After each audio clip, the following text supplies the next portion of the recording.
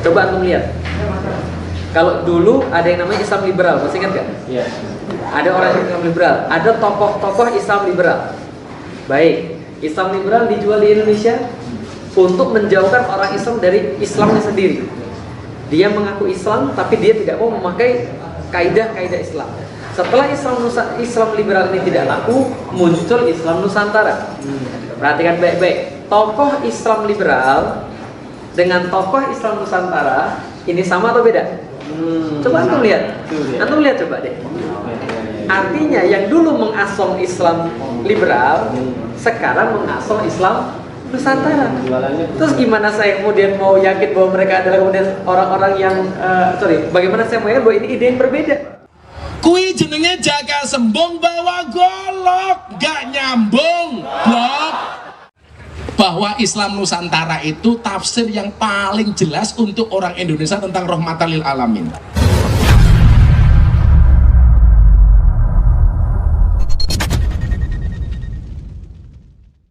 Termasuk saya itu diserang tentang apa? Islam Nusantara. Kan YouTube saya soal Islam Nusantara banyak di mana-mana. Diserang sama mereka. Gak ada Islam Nusantara. Adanya itu wa ma arsalnaka illa rahmatan lil alamin. Yang ada itu Islam rahmatan lil alamin, bukan Islam Nusantara. Kui jenenge jaga sembung bawa golok, gak nyambung, blok.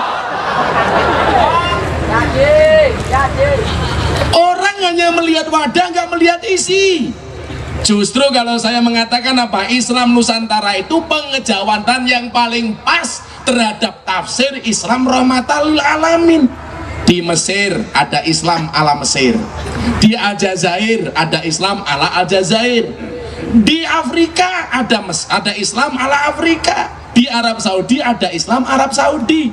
Kenapa begitu masuk Indonesia ada Islam ala Nusantara diprotes? Islam Nusantara apa itu? Islam dengan karakteristik Nusantara. Makanya Anda sering dengar pidatonya Pak Karno, jadilah orang Hindu tapi jangan jadi orang India, jadilah orang Katolik tapi jangan jadi orang Italia, dan jadilah orang Islam tapi nggak harus jadi orang Saudi Arabia. Islamnya dibawa, budayanya nggak harus. Saya diprotes, kenapa Gus Miftah nggak pakai imamah, kok pakai belangkon? Salah belangkon kuki opo? Aku tuku belangkon yo duit-duitku dewe, sing tak wadai yo ndas-ndasku dewe. Ini belangkon saya Kiai, kalau di Mekah ini terkenal. Kalau saya berangkat haji atau umrah pasti pakai belangkon. Ditanya sama orang Arab, "Ma huwa mahada?" Saya bingung. Iki apa? Munjid yurano, munawir yurano. Akhirnya saya jawab, hada belangkon. Agak kaya cangkem gue dah. Belangkon di wong Arab, mahua belangkon. Belangkon itu apa? Waduh, ina urroksi wadai endas. Akhirnya belangkon saya dijaluk diombang ngambung, ya kecu tok goblok aku ora tau ngambung kok. Coba sedikit sebelum saya lanjutkan soal Pancasila dan khilafah, coba Anda lihat bahwa Islam Nusantara itu tafsir yang paling jelas untuk orang Indonesia tentang rahmatan lil alamin. Orang nggak bisa membedakan mana budaya mana agama. Maka ketika saya ditanya sama wartawan, konsep Gus Miftah berdakwah itu apa? Saya jawab, membudayakan agama, bukan mengagamakan budaya. Maka Anda harus paham, mana itu budaya, mana itu agama. Contoh, nutup aurat, itu budaya apa agama? Agama. Cara menutup aurat, budaya apa agama? Budaya. Begitu orang Arab, hei wong Arab, tutup auratmu. Bagaimana cara menutup aurat orang Arab? Pakai jubah. Pertanyaan saya, apakah orang Indonesia harus pakai jubah seperti orang Arab? Jawabannya enggak. Boleh pakai tapi enggak harus. Apakah yang pakai jubah di Arab Saudi itu hanya orang Islam? Enggak. Abu Jahal dan Abu Lahab juga pakai. Yang membedakan apa antara orang kafir dengan orang Islam? Penampakan raut mukanya yang penuh dengan senyuman, sementara orang kafir Quraisy penuh dengan kebencian. Bedanya di mana? Di akhlak. akhlaknya orang Islam menyenangkan, sementara akhlaknya mereka menakutkan. Maka begitu masuk di Indonesia, boleh pakai jubah kayak beliaunya, boleh pakai sarung kayak Anda, kayak Pak Kiai, boleh pakai celana jin, demit, iblis, setan, gak apa-apa.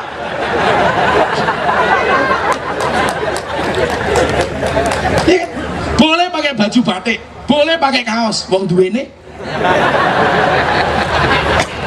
Boleh pakai jaket, boleh pakai jas, boleh pakai baju koko.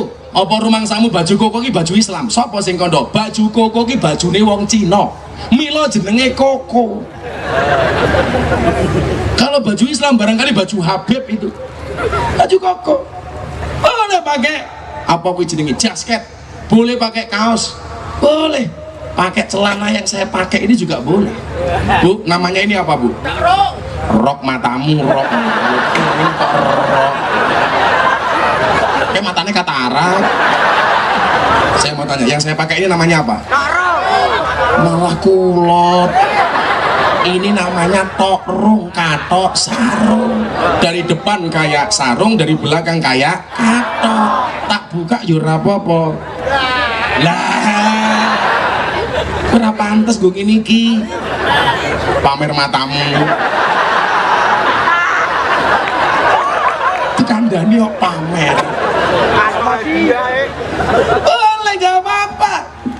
Coba, makanya saya itu cinta banget sama Habib Lutfi apa? Karena sangat Indonesia. Kecintaannya terhadap Indonesia itu bahkan ngalah-ngalahi wong Indonesia itu Abah Lutfi itu. Begitu pahamnya beliau terhadap konsep Pancasila, terhadap Islam Nusantara, makanya beliaunya sangat nasionalis. Lawang Semarang kok gaweane ngepek degan munggah wit kelapa nganggo jubah. Ya bluluke nambah loro.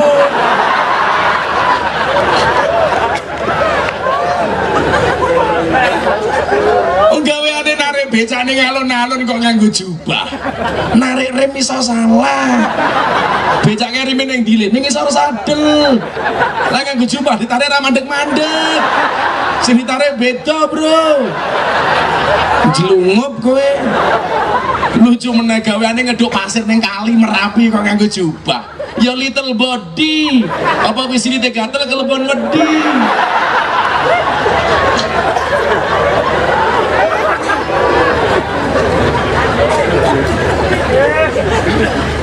Kok tegane ra teko ya? Kan aku berharap kopi ini encer. Kere.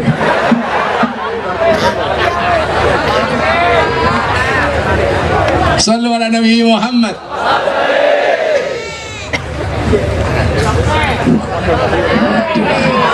Meneh, tak pikir degan ireng meneh. Oh, kopi lain nggih. Nuwun nggih, Mbak nggih. Muga-muga jenengan mulih mateng meneh nggih.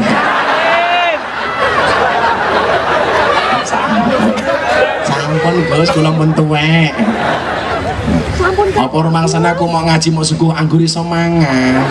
Apa ya pantes ngaji kok karo ngene.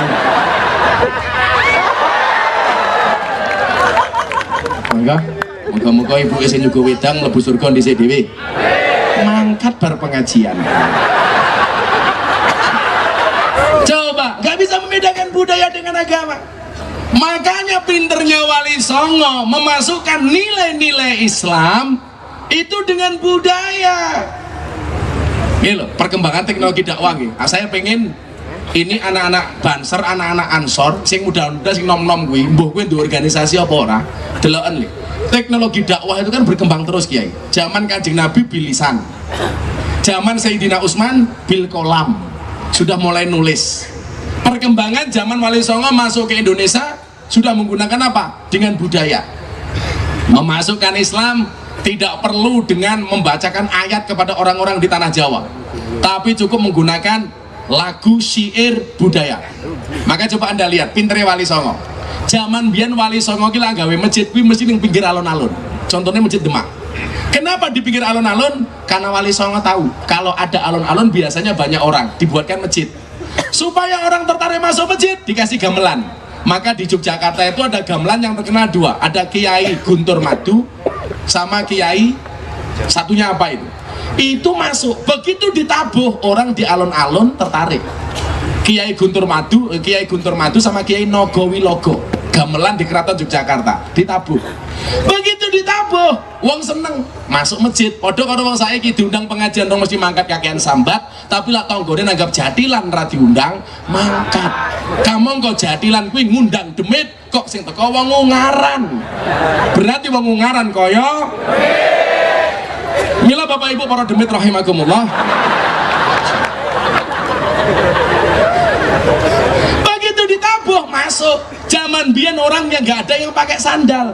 Kalau langsung masuk masjid, masjidnya kotor. Bagaimana cara wali mensiasatinya? Di depan masjid biasanya dikai kolam cilik. Tujuannya satu, sebelum masuk masjid, sikile nyemplung kolam, begitu mentah sikile resik. Begitu masuk masjid, mereka duduk mendengarkan gamelan, baru dikasih petunjuk-petunjuk agama melalui lagu. Maka muncullah lagu lir ilir, turi-turi putih, sluku-sluku batok, cublak-cublak suwek. Kuwi kabeh ana maknane.